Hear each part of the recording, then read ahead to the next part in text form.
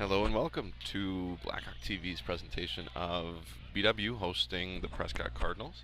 The Blackhawks and the Cardinals meeting for the final time here as JV opponents.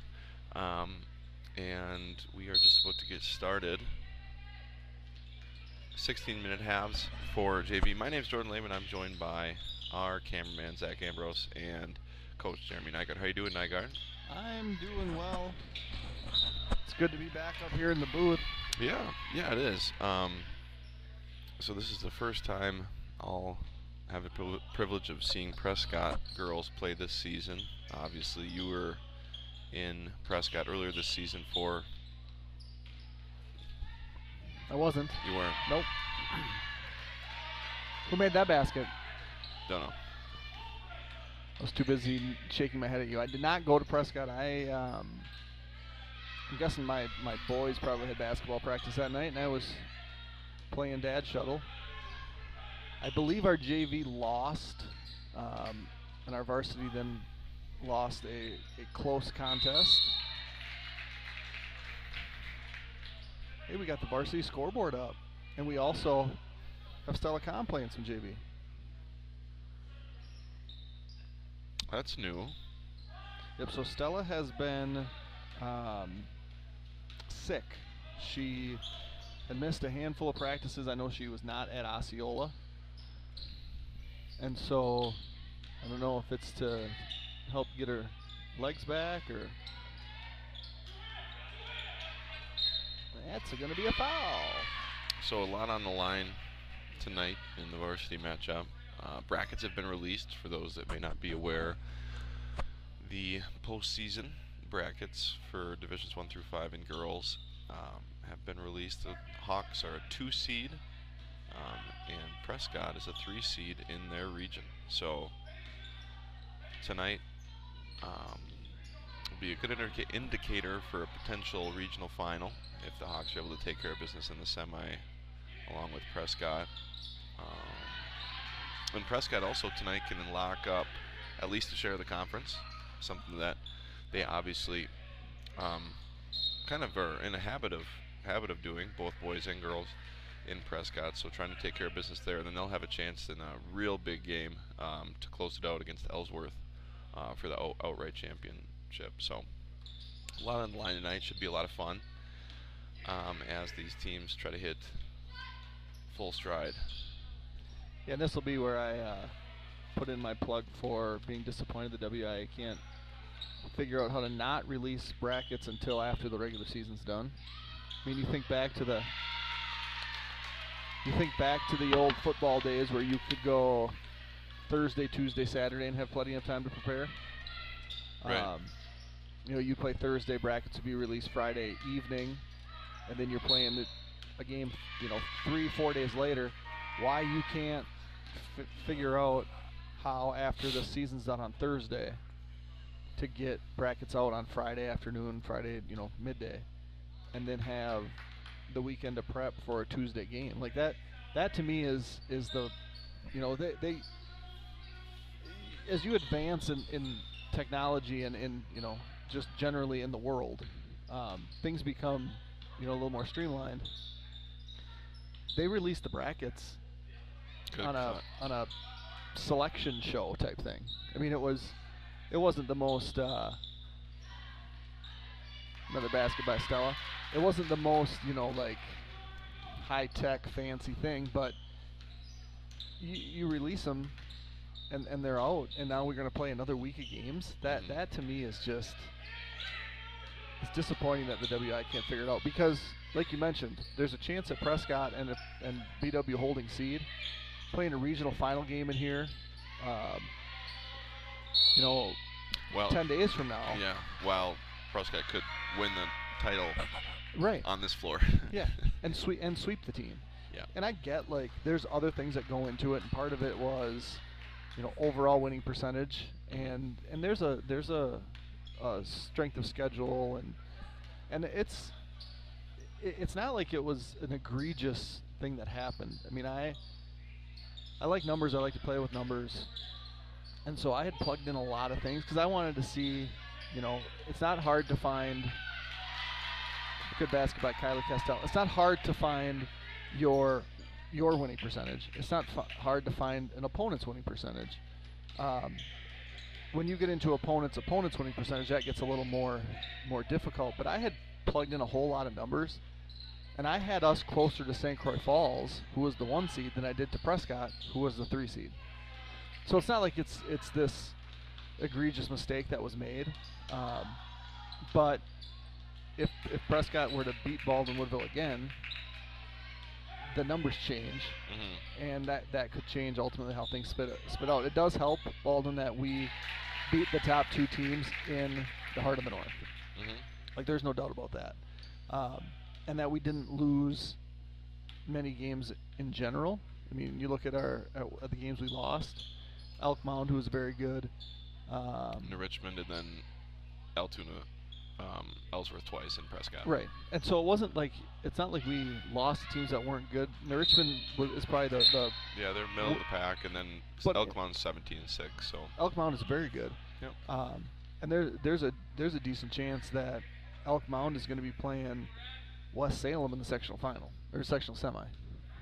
So to me, it's not like they made a huge mistake, but in the seeding, they made a huge mistake in that the seeding took place when they did. But it's, the devil's advocate is, it's the same for everybody. Right. Yeah, it'd be quite the scenario if the March Madness NCAA brackets were released, a week prior to the end of the tournaments. Yeah, before the conference tournaments. Yeah. So automatic qualifier, but it's not based on the tournament. Yeah, it's silly. And you think those are in high school in the state of Wisconsin, you're divided into sectionals. You're not going to have to take this long drive. If the NCAA can announce things on Sunday night and expect teams to be in Dayton, Ohio by Tuesday. Yeah. Like, come on, we can do the right thing here and make it right for everybody. Ooh, that was close. Blackhawks up 8-3 right now. Yeah, if anything, it's going to light a fire under Prescott, and obviously both teams have to take care of business in the regional semi. If we see Barron come into town, they played us real tough at their place earlier this season, and with the BW girls varsity kind of being up and down offensively, they're a group that's gonna come out and play real good defense, and you gotta hope it's a hot night shooting the ball. So they gotta take care of business against Barron, who most likely will be here for the semi. But yeah, like you mentioned, it could be a Prescott BW regional final here, which will be a lot of fun to stream on Blackhawk TV. 8-3 in the early going. We've gone about 5:41 exactly into this first half. Looks like the Hawks are going to throw a little 1-3-1 at the Cardinals. You mentioned the regional final streaming. That could be fun. I mean, if the Hawks take care of business, regardless of what happens between now and then, we're going to host a regional semifinal game on a Friday night, which is going to be fun. And then a win would be a regional final game that we would host on a Saturday night. And then with a win there, a sectional semi that's going to be here regardless of who plays, which will also be fun. Yeah, and it's the best time of the year, for fans of basketball to the level that we are. Basketball season's been going on for a long time. For a lot of sports fans, basketball season just started as of Sunday night after the Super Bowl. Right. So this is kind of the beginning of all eyes on the basketball scene. And it's the time where you have to where if you play your best, it's all that matters. Right. The Hawks are 1-4 against the top half of the conference this season. Obviously, looking to go 2-4 tonight. And with that one win being against Altoona without their best player, the Hawks have a lot to prove still. They've done so out of conference, definitely, in wins over Durand. Like you mentioned, wins over Northwestern and St. Croix Falls. But in conference, it's been harder to come by. Not that they've been uncompetitive. They've always been in those games, had leads in those games. Tonight would do numbers, though, when it comes to just boosting confidence for all levels of the girls' team. But it's not something that's going to be easy to come by. Prescott's got a lot to play for. They sure want that overall title. With loss here tonight, they could still earn the NBC title. They're kind of in the driver's seat, but Altoona wants a share for sure.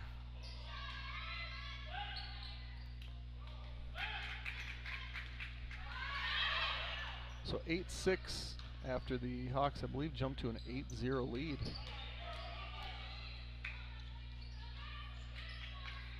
Oh, no, we got to be there. Good pass. It was Avery Patridge. Finding, I believe, Leah French. Quick trigger from the outside. Good putback, though, by Coda. Coda by way of Castell's miss. Hawks back in the lead 10-8. So, I was listening to an NL Central preseason show today by Chris Rose and Trevor Plouffe. Okay. Put out your best guess what the Brewers are going to have to pay Burns and Woodruff total this season. Well, Corbin Burns has to be pre-ARB, and Woodruff is first-year arbitration. Or is he pre-ARB too? They're going to get 1.2 million between them, 11 million between them. Oh, so they're in arbitration. Yeah, you don't hit $1 million until you've had 3 years of service time. It's just bizarre considering, you know Burns obviously the Cy Young last season, and Woodruff, who's had Cy Young type stretches. For them to be combined being paid what some pitchers are getting paid a month, right, in Major League Baseball, it's kind of crazy, and that's the whole. I mean, I think to understand all of baseball salary is a task, but it's just bizarre. Good pass. Yeah, and that's going to change with the new CBA, I would assume, when it's going to change. But yeah, I mean, you don't make, like, if you are drafted high, you're going to sign a signing bonus and not make that much more until probably, like, cumulatively, until your 5th season in the major leagues. Like, if you may sign a $6 million signing bonus, you're not going to make $6 million in your first 4 years in the league. Now, the big thing that came out yesterday was MLB is looking to contract more minor league teams, because they did that before. They cut out of short seasons and basically capped what teams could have at 180 minor league players, and now there's some stories coming out that they want to do away with one more team and cap them at 150. So basically, you're eliminating 1,000 professional baseball jobs.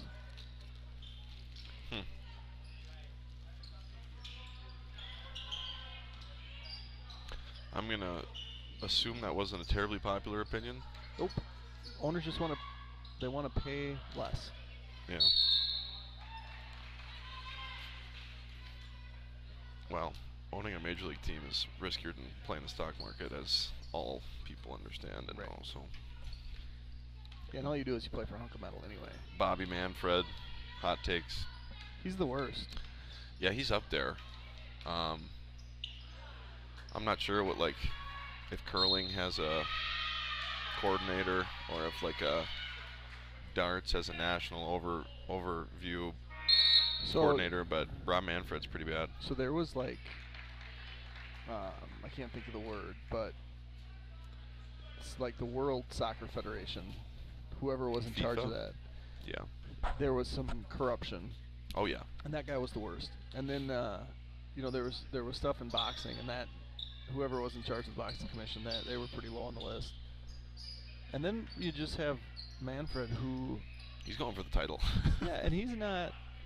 It's like he's not doing anything corrupt or illegal. He's just dumb. Like, you're in charge of the game and you're making it. You're taking popularity away from it. Right. Yeah, there's a lot of people in positions of power in the sports world that their brains aren't quite as big as they think they are, and that's been around for a long time in a lot of different career fields. But I think the long and the short of it is to be in a position where you make enough money to own a sports franchise.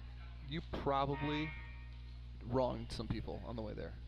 yeah, Like you're probably not an altruist. Right. And so it's not a big deal to say, yeah, we're going to just eliminate 30, you know.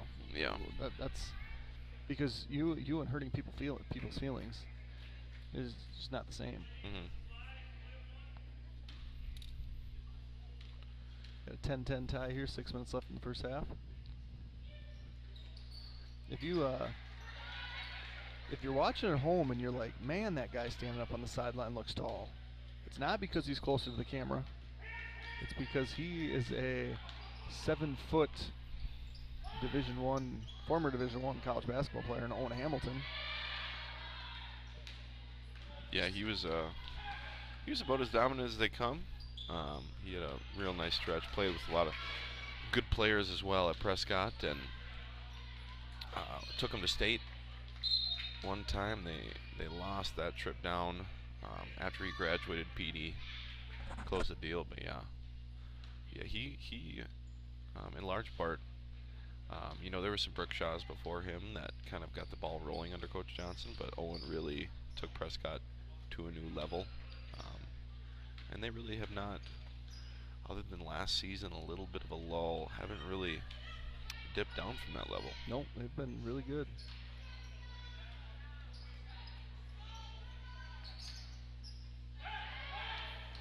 So it looks like Raya, who had a very, very, very good game against Osceola, is getting the full varsity treatment. Not a game too soon, in my opinion. I don't know, can you pull up that box? Are you near that? I'm curious to see what her final stat line was, because I would be pretty surprised if she didn't have a double-double. We'll see if they've got it in. Shout out to Eli Coonan for the boys basketball team. Had a double-double last night, 28 and 12 on the road. Yeah, that's a man's double-double right there. It's a big one. And it was a tougher game than maybe they thought it would be. Keeps the middle border right around undefeated against the Heart of North, and the boys racking up wins. The seeding meeting for the boys this weekend, correct? Yeah, it's the seeding button Sunday afternoon. Right.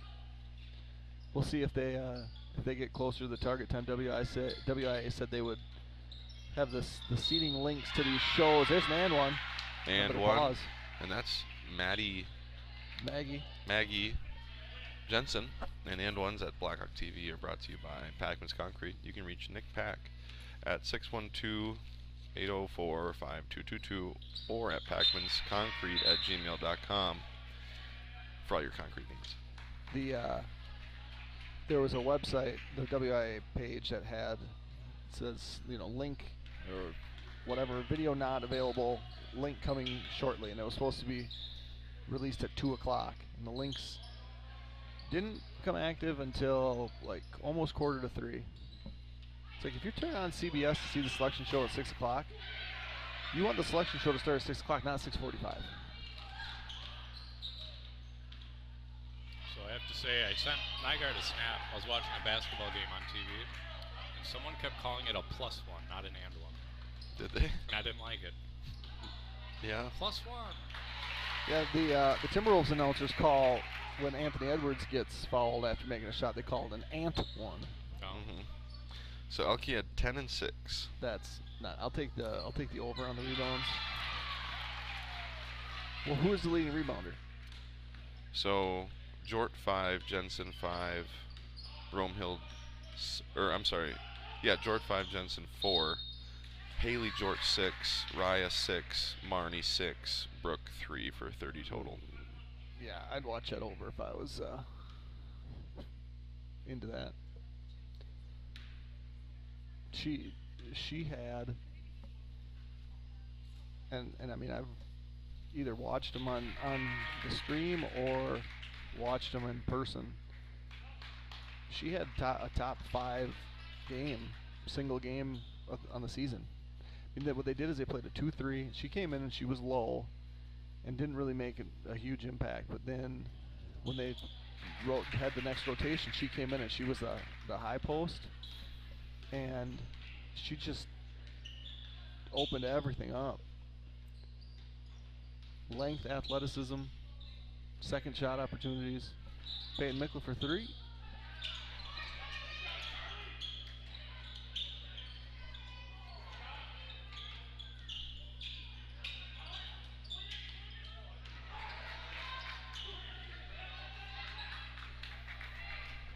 This Prescott JV too is not an old group by any means. There is a junior on the floor, but Leah French, number 15, is a freshman. Kelsey Sterud, number 14, is a freshman. Megan Richter, number 24, she was a sophomore. Patridge is a sophomore. Hooper, who's out there, 25, she's a junior.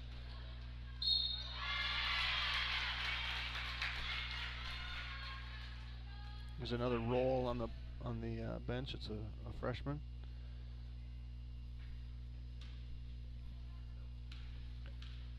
So I was thinking this weekend as well with basketball. There's a lot of basketball, and like 3-man, because obviously I don't talk for many reasons on varsity. One of them is because 3 people is tricky. A lot. But I was thinking the NBA, it's Mike Breen, Yep. Mark Jackson, Yep. and Van Gundy. I'm like, they actually make it.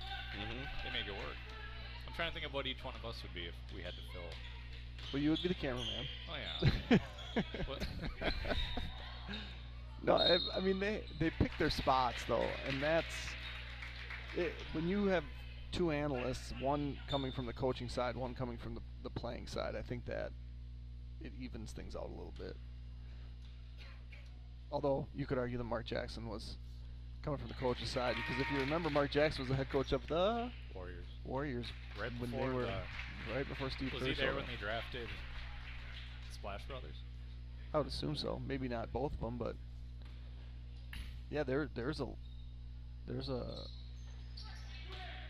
faction of people that think that Mark Jackson is just as responsible for the Warriors being a dynasty as anybody else. Now I don't know if he could have done what Steve Kerr's done, but at the same rate, I mean, you look at the talent on that team.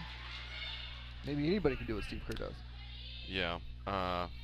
Yeah, I know Clay was interviewed early this basketball's NBA season by that team of analyst announcers, and Mark Jackson was on that team, obviously, and he went out of his way to shout out who he called Coach Jackson.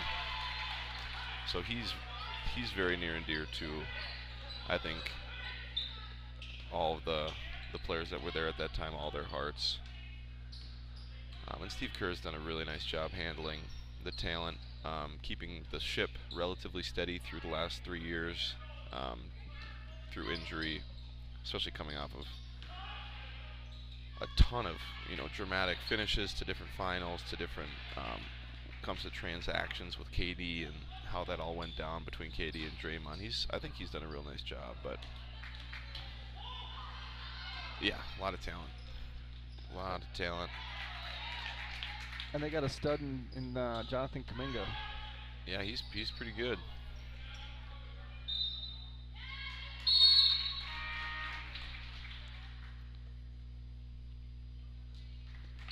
So Hawks still lead by 2.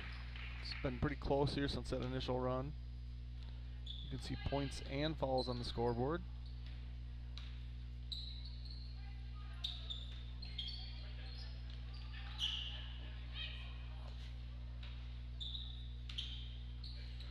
That's a terrible pass, Martin. Don't do that.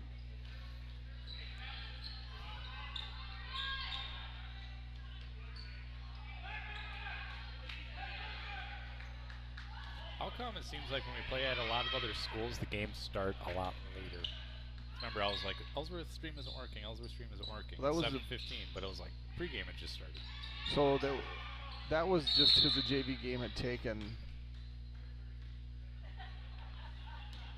The JV game had taken a long time. I think Osceola too, though. Maybe it's just a coincidence.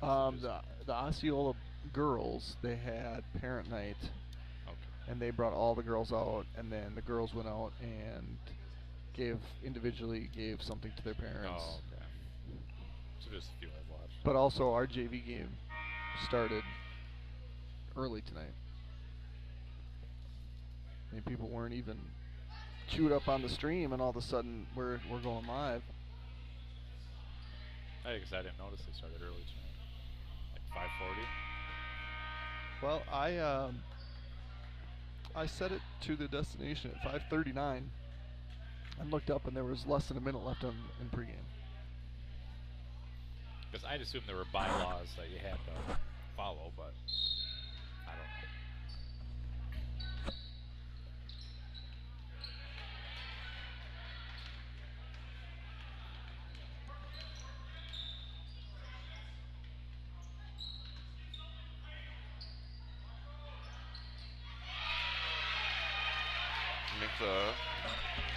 Mikla just inside the arc. Hawks up 4. Prescott's going to try to get a last shot in. They will. Oh. Just short for number 14. 4-point lead at the half for PW. So halfway through this JV contest between the Cardinals and the Blackhawks. We're going to take a 10-minute break. Join you after that.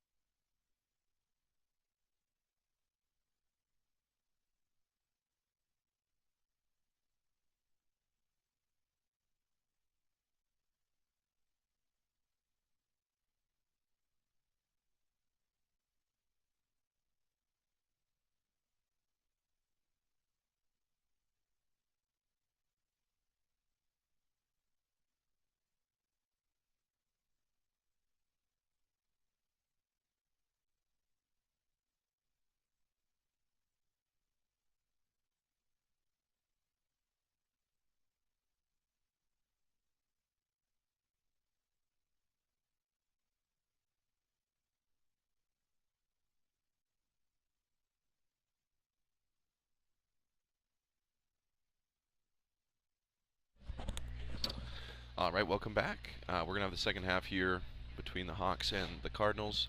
JV portion of our competition tonight at Baldwin-Woodville High School. 21-17 at the half. Hawks taking care of business, got out to a quick start.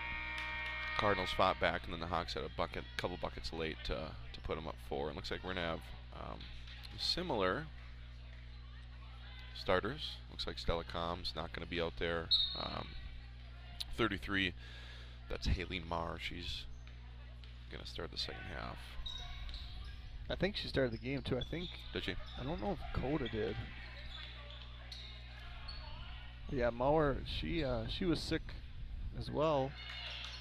Missed the Osceola game last week. Good to have her back. She offers some muscle and physicality in the post.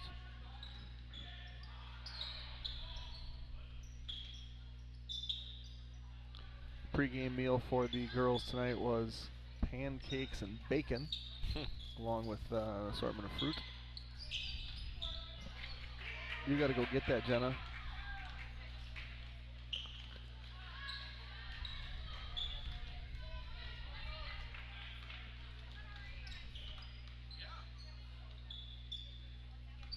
My freshman year, Coach Holland, shout out to Coach Holland, was my coach, and there was a pregame meal for the players, varsity players, that was usually at a house of one of the players.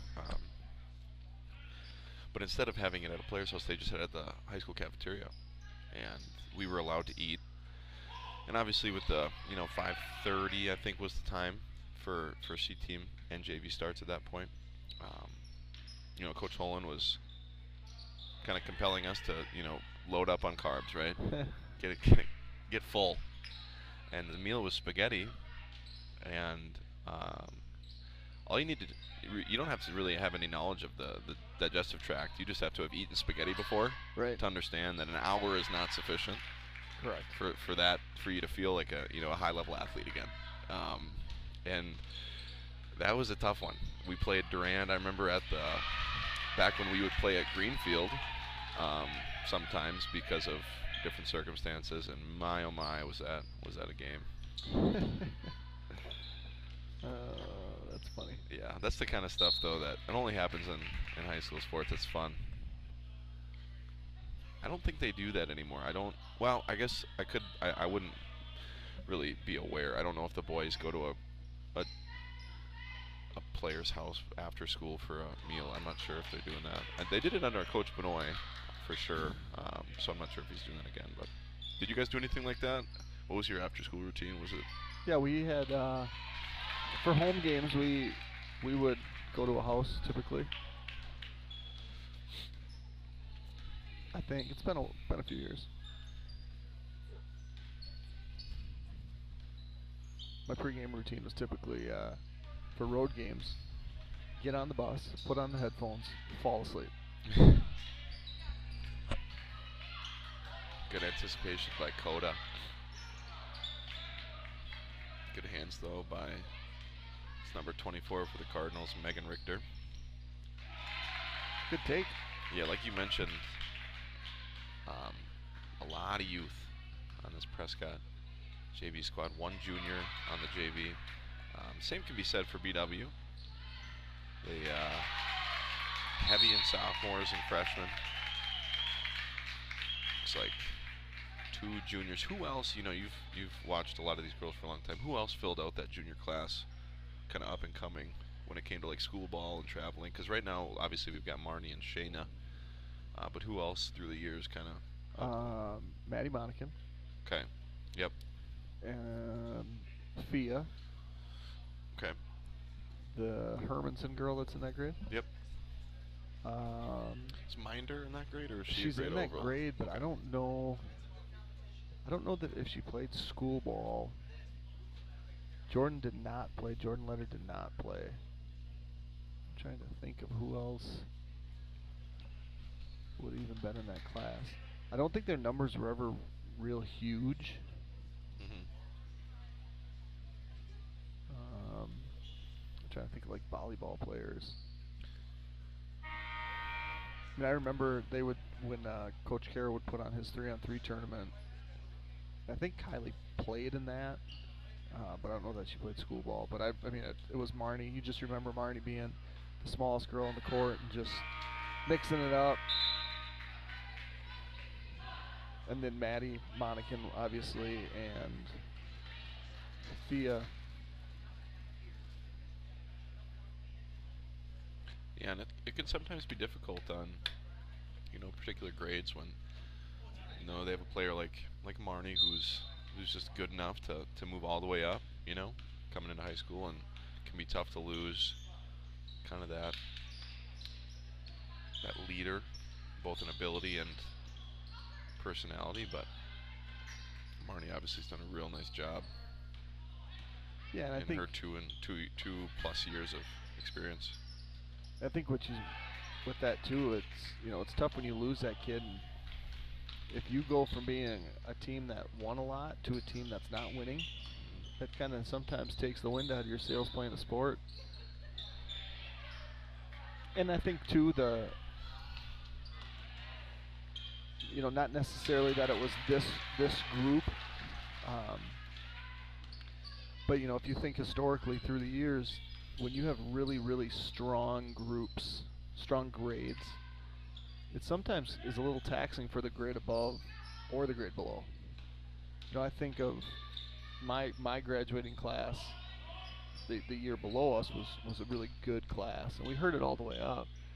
And then when those kids as freshmen were infiltrating the varsity teams and the JV teams, you had kids that were sophomores and even juniors that were like, well, if I'm sitting behind this kid that's a freshman, when am I going to play? Mm-hmm. And my freshman team that had, I want to say 18 kids on it, ended up with 5. Right. And football wasn't that different. We had a huge class behind us, and I think we graduated with 6 senior players. Mm-hmm. I think of the class that Ross was in, that group, and just the number of basketball players in that group, and then the seniors behind it was a really small group. And I think with this senior group of girls, the group behind it has become a really small group of girls, and it's hard to balance because you want kids in all the grades, but it's a hard balance to find.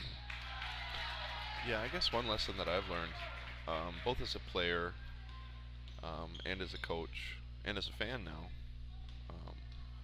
is I think it's really important to, when evaluating a player, to make sure that they're, whether or not they're going to, like, let's say they're a freshman, whether or not they're going to be a great varsity player or not, or let alone a JV player, if you've got the numbers, does your trajectory for their development, does it make sense to make a jump, right? Right. Because the amount of basketball you play, although you get maybe bumped up to varsity, which feels good, can be greatly inhibited by that jump. Right. Which is negative developmentally. Correct. And so, that being said, it isn't there's really no hard, fast rule. I think it's just very important for that to be a longer process, probably a process that's earned rather than given, I would say. And that can happen. I mean, you've been a part of Baldwin Woodville hoops for a good amount of time, and you've seen the players, both boys and girls, where it's like, yep, they got to go now. Like, they got to be on the varsity floor. Marcus Allen does not belong on the JV floor. Right. Zach Campbell doesn't belong on the JV floor. Sean Tim never belonged on a JV floor. No. But there's a lot of other stories that both you and I can think of, both girls and boys, where it's like they did belong on a JV floor or even a C team floor, and that's okay, right? It's still the same sport. It's still a lot of fun to play. But that's the politics that can come into high school sports that, like you mentioned, can really have negative effects on other players that see that happen and maybe go, I don't know about that. Right. Well, and the thing about, you don't repeat the school grade unless you're really poor at it, right? And I think that's just kind of the stigma that comes with, if you're on a team, you should never repeat on that team unless it's varsity because you can't go up. But if you're a freshman and you're playing freshman and you're a sophomore and you're playing JV, then as a junior you play varsity. Or if you're a freshman and you're playing JV as a sophomore, you should play varsity. And repeating a grade then comes with repeating a level becomes this, stigmatism that you don't think you deserve. And it's like, unless you're graduating all of your varsity players, there's not room for other JV players. Correct. And if your JV players, and I think like with the senior class, they were playing as freshmen and sophomores. Yeah, some of them starting. Yeah. And I don't think, objectively, I don't think that they were all better than some of these JV girls, right? It was just at the time they were the best that we had, and that's what forced them to. And now the kids below them, the juniors, the sophomores, the freshmen that are playing at this level, it's that way because you're blocked by girls that aren't going anywhere. And I think that's the part that people just have to, you look at Brooke and you're like, well, she started as a freshman, and Anna started as a freshman, and Maddie and Marty played as a freshman. Well, it's like, if we didn't graduate any seniors, Kylie Castell at the 3, if you didn't graduate any seniors or have any seniors or juniors in front of you, yeah, that's who was going to play. Right. Yeah, I had a really interesting conversation with Matt Smith, actually, before that Ellsworth game, just sitting at a restaurant, because he's coaching at River Falls now as an assistant, and he brought up a really good point to me, kind of just in organically in conversation. But he talked about how, because River Falls Wildcats football has really taken a huge couple steps last couple of years, and they almost beat a Wanakee team in level 3 this year, which would have been an unbelievable feat. But he talked about how it was such a cool group of kids, and how some of the best players, some of the more important players, they had worked for 3 years knowing that they were going to have exactly 9 varsity games guaranteed to them. There was never even a thought that they would play as juniors. And that's the way that it is at schools, only a couple hundred more kids, right? Than a BW. And that's the interesting thing about this size of a school, is it's kind of it's in between a rock and a hard place when it comes to the amount of teams you should have for a specific sport. Should you have a JV and a C? Should you have, because like you said, stigmas get built, and it really just does depend on particular grades. Mm-hmm. You should there's no reason to think you shouldn't play a valuable role on the varsity as a senior if you're in JV as a junior. Great evidence of that are Caleb Blocker and Sam Hush for the boys, both extremely valuable to the who are, 17-5 or 17-4 overall BW boys team this year, who played full-time JV and then a half of varsity as juniors. They did their time, and they're having a lot of fun because they did their time. So, but yeah, interesting conversations nonetheless. And this one's staying close. It was close at half. It still is. Cardinals have done a nice job pulling ahead. They've won this second half by 5 thus far. Hawks, though, continuing the good defensive effort. We're just over halfway done with this second half.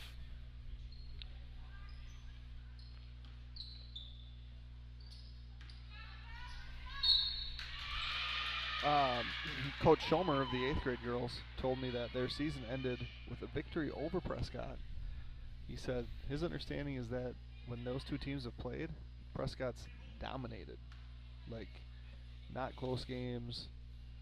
I think he said, and it may have been hyperbole, that games usually weren't within 35. And they got a good win, good close win to end their 8th grade school ball season. And now typically that ends the basketball season for girls, because you do your travel ball first, with the exception of some league championship tournaments, which I don't know what grades participate in those. We went down. I actually went down. I don't recall what city it was, when our seniors were 7th graders, and watched them play in the league championship tournament. And I want to say, if they finished in the top half, there were some good players though, even at that level. A little short on that three.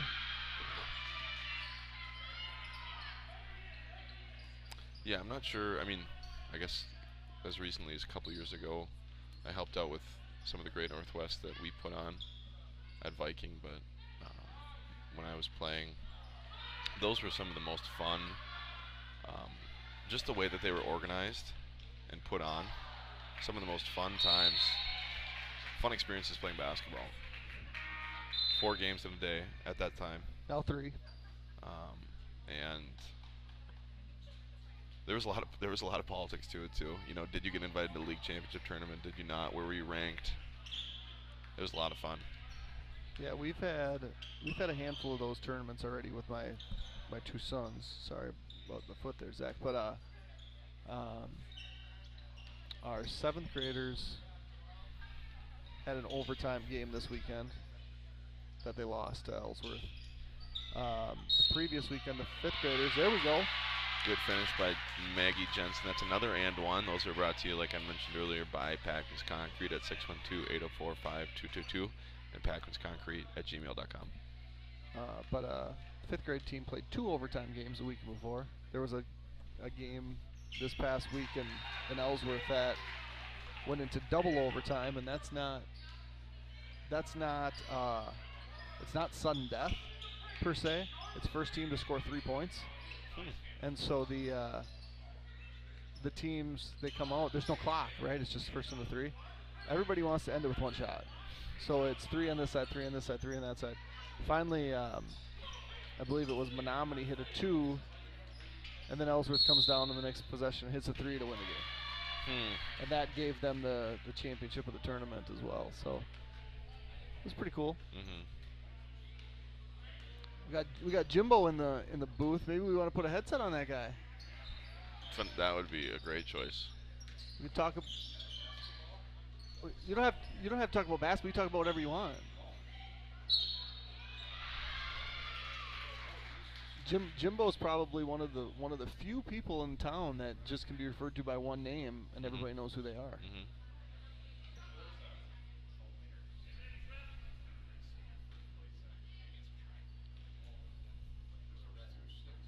So a 3-point lead here after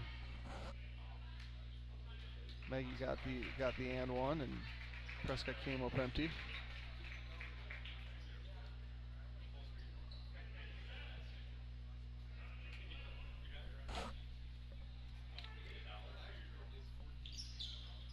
Oh, 4-point lead. Maggie Jensen taking over in the last couple minutes here.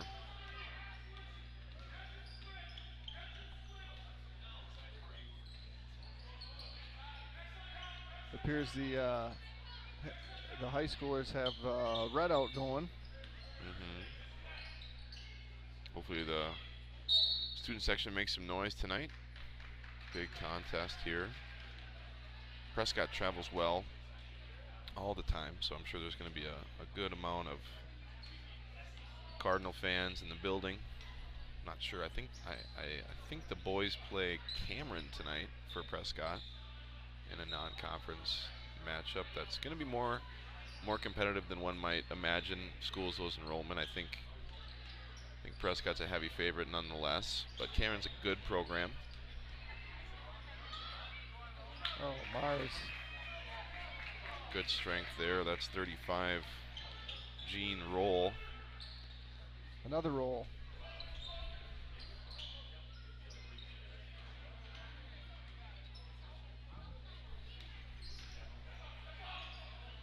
Shout out to Benny Roll for Prescott, making it to the WFCA All-Star game as a tight end.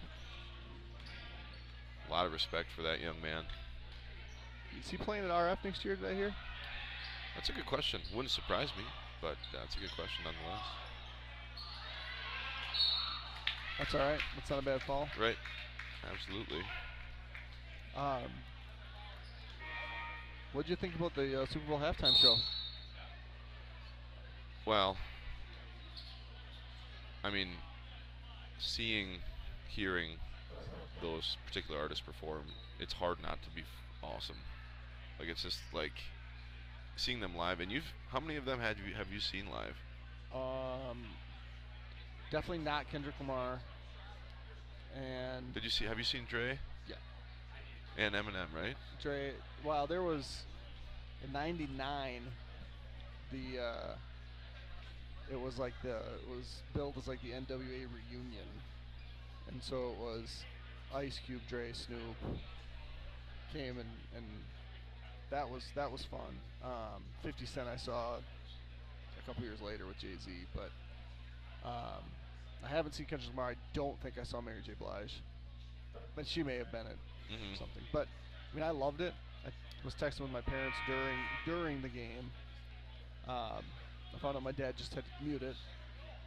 I pointed out the day before that at the Great Northwest tournament that the Prescott coach was wearing Jordan 14s, and my dad just shook his head. So I figured I should text him and let him know that Eminem was wearing special edition Eminem Jordan 3s, and he didn't really care. So it's crunch time, but what was the name of that subscription? The Source. The Source. Yeah. Greatest magazine in the history of the world. And published as a high schooler also was Jeremy Nygaard, but was it Sporting News? Sporting News.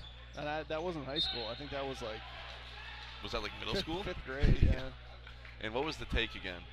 It was on... Michael Jordan versus Karl Malone as MVP. Yeah. And what was the quote? Who should be the MVP? Karl Malone, no. Michael Jordan, yes. Why? See the last 10 seconds of game 1. Yeah. Karl Malone missed some free throws. Michael Jordan does Michael Jordan things. That's a great take from a 5th grader. Bulls over Jazz. It was actually the Sporting News was Tiger Woods on the cover when he was in his younger part of his career.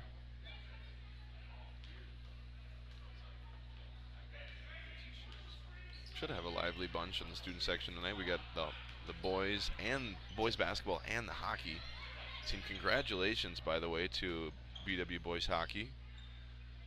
They co-op with Syncro Central as well, and they took care of business. They were conference champions. I'm not sure if they shared it with Somerset. I know that they did have one conference loss, and so did Somerset, but Somerset somehow had one fewer win. Because in hockey you can tie, so I'm thinking the boys might get that outright. They're going to play. They're going to have a real nice shot to make it to state. It's going to be a lot of fun to follow them. Haven't been able to get to see them play. We've been here a lot on winter nights, which has been fun, but big shot. Don't get over to the Civic Center very often. That one's going to go out of bounds. But a lot of fun personalities on that team. Davis Paulson, Sam Sikora, Gavin Sell. A lot of talent. Basil Cooks had a really nice season. Trenton Veenendahl.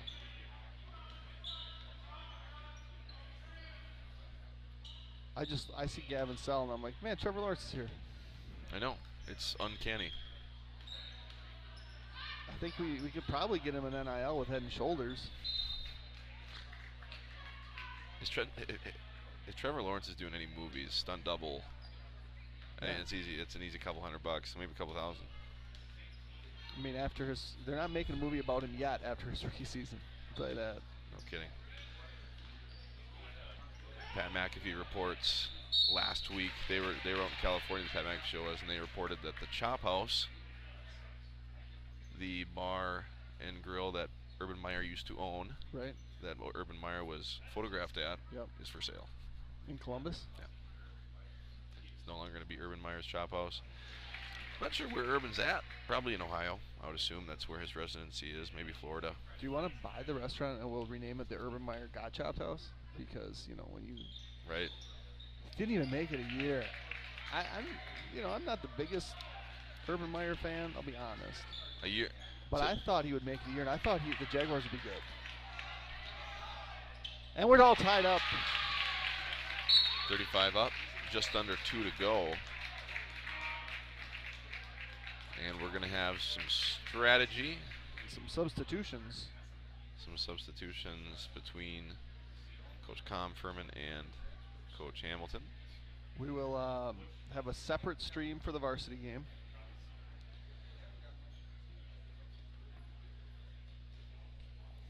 So on the football theme,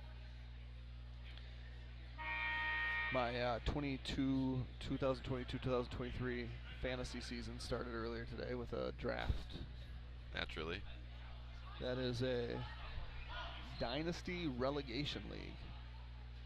So every player is available twice. And I traded out of the first round. The first 2 picks were Patrick Mahomes. Third pick was Joe Burrow. So I don't pick until like the 3rd pick of the 2nd round, which is pick 27. I mean, is that live? Is that rolling as we speak? Or? Yeah, the 3rd pick just happened. 6 hours to make your selection.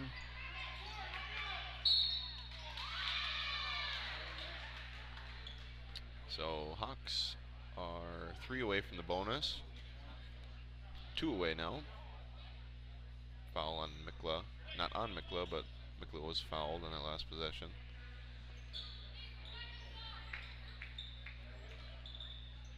Oh, get it to her.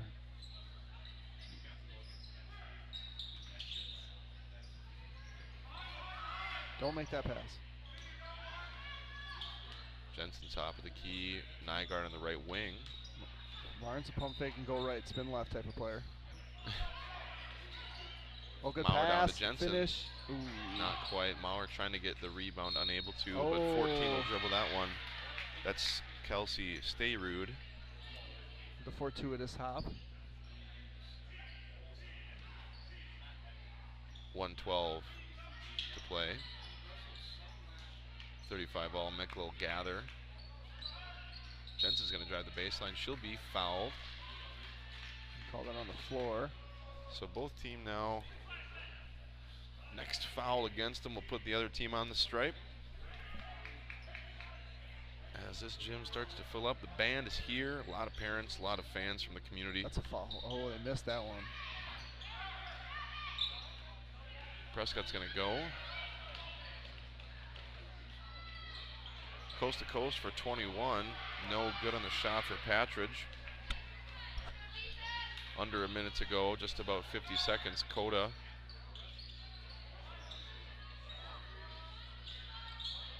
Mikla safe with it. And a timeout for the Hawks. Yeah, we're running out of those. We got 1 left.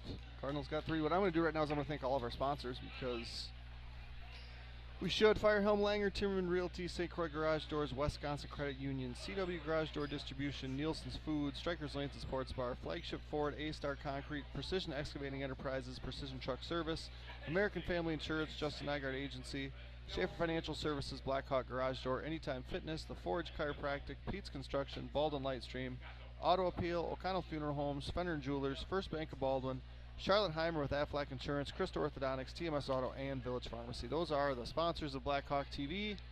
Thank you, sponsors. Our cameraman just left. Hey, tell me about your birthday on Saturday. It came and went. It was the back half of Glacier. And Glacier was a lot of fun. Coaching clinics always are. But yeah, turned 27 and feel very similar to the way I felt as a 26-year-old. So one day at a time, trying to get better, trying to get smarter, a little wiser. I can't believe you're 27. I remember when you were like 17. Or younger than that. Yeah. I didn't start making fun of you until you were 17. Yeah. 35 all. Just about 30 seconds. Who's going to take the shot for the Hawks? Nygaard, nice take. She's going to get bodied and will go to the free throw line after she collects herself. Aliva tough on that shot. See if she can make her free throws.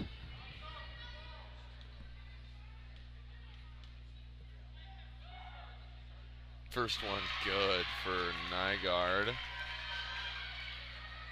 With about, what is it? We've got 8 Nygaards, 9 in attendance, including Jeremy in the booth.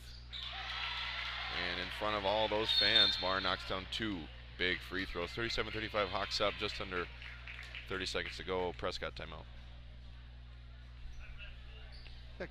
Good job getting them both down there. Wait a second. 3, 3. Yep, 9. My brother's family of 5. Me and my wife. And my Kai, parents. Bram, Cade, Cam, is that in Woodville? Or are they scattered? Kyler has practice tonight, so we couldn't leave. If we took Cade, Bram would have had to come with. We don't really like to bring Bram places, especially when you have to sit for 2 hours and then 2 more hours. So they're all in Woodville. Hey, help me out. My friend asked a question. Which active NFL quarterback has the most Super Bowl rings? Probably a backup. Trick question. Brian Hoyer? I don't know. I mean, do we have an answer? I'm waiting for him to tell me. I thought you'd have a definitive. I thought you were the guru. No, I don't. I mean, I don't even know who the backup for the Rams. Oh, the guy that played Wofford. Stafford's got one. Mahomes got one. Yeah, I mean Roethlisberger, the Mannings. Garoppolo. No. It could be Jimmy G. Yeah, that's where I put my money. Anyway. I think he has 3 under the Patriots. I think you got 3 there. At least 2. Submit your answer and see. I would feel good about that. Yeah. That's Oh, actually good defensive a play really there. nice tip there by Maurer. That's going to run some clock. Prescott running out of it. Almost 10 seconds to go here. Oh no, for the A win. 3 to win it. Short. Good rebound for the Hawks. Move the ball. Coda has it. And a timeout by Furman. He's going to get things under control. See Up it. 2. And I'll be honest, I'll be critical of the recently married Coach Furman right now. It's our last timeout. The ball's going to be in the backcourt. We were going to get fouled there or run the clock out. Now the clock is not going to be running, and if we can't get the ball in, they're going to get the ball back. So what you got to do here is all action going away from your hoop or away from the hoop that you're defending. Do not take a 5 call. How about Warriors up 3. LeBron with the ball. Steph helping is guarding LeBron last couple seconds of the game. Steph wraps LeBron up instantaneously. Okay. Get the bonus, right? 2 shots is less than 3. That's the difference. Yep. LeBron, as LeBron does, takes about a second and a half to get up a 3-point shot after the wrap-up. Continuation, because he's LeBron. He misses. I don't know. He might have missed 2 out of 3. Nonetheless, Warriors win the game, and LeBron got grilled. But, I mean, it was like, and Steph's like almost laughing, like, is this real? Yeah. That was so obviously on the floor, but Continuation is a funny thing in the association. all right, we got a lot of activity here near the, and Throw it Jensen's going deep. to be by herself. No inbound though. Castell will get it. She traveled. She got rid of it. No foul call. Prescott upset. Blackhawks victorious. 37-35. Thanks for joining us for this JV action. Obviously not the way that Prescott wanted to end, but another good victory earned by the Hawks on this floor. We will have the varsity portion in about 15 minutes on a separate stream. That's going to be on Blackhawk TV's YouTube page. Hope to see you there for this this matchup between the Hawks and the Cardinals. A lot of middle border implications. Lots to look forward to tonight between Prescott and BW. See you soon.